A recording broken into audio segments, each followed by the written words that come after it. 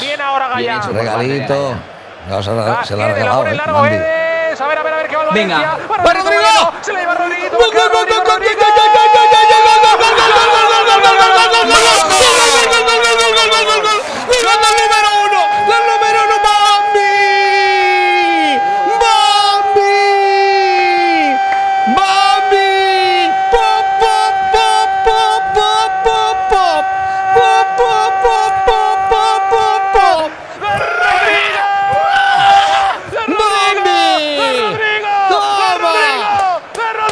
Menudo jugador.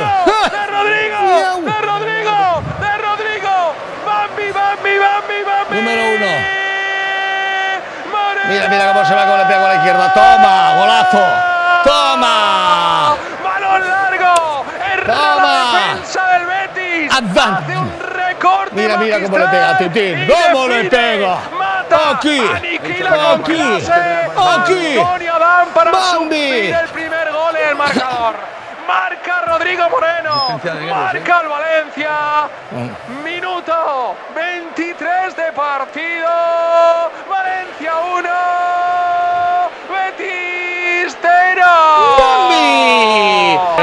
¡Pégale! Arriba, estas son los Zaza, puede marcar Zaza.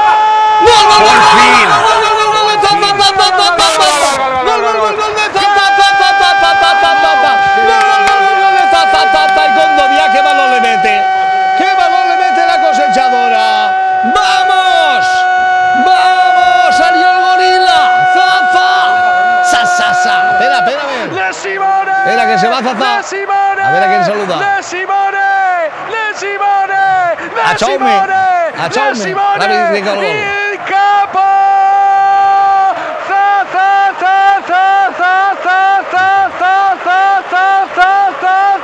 Brutal Condovia. Pase perfecto de Condovia arriba para que lo bajara Simone. El capo Caleonieri Zaza y batiera con clase, con honor y con maestría Antonio Adán. Gol dedicado a Astori. Marca el Valencia.